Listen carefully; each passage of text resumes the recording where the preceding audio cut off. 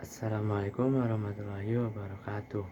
Anu dihormat Ibu Novi Nurul Khotimah sareng rerencengan anu kuring resep sareng bangga.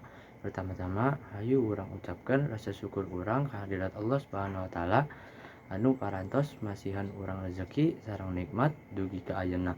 Waktu ieu kuring bakal ngadugikan biantara anu judulna kebersihan lingkungan. Naon kebersihan lingkungan?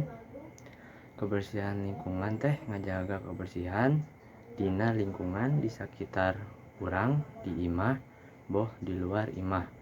Kusabab eta penting pikeun diri urang sareng jalma-jalma di sakuriling urang.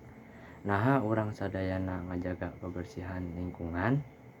Upami henteu, hayu urang babarengan pikeun ngajaga lingkungan urang bersih sehingga bersih sareng nyaman pikeun urang sadayana. Sareng oge tetep dijaga bersih dina kayaan sapertos kieu sehingga sistem imunitas urang kuat sareng urang henteu gancang gering.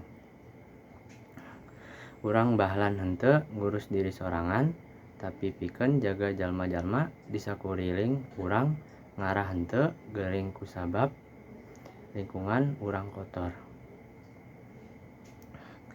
Eta sadayana biantara kuring mugi urang jaga lingkungan urang tetep bersih sareng nyaman, dijauhkan tina penyakit sareng sistem imunitas urang kuat ngalawan penyakit anu bakal datang.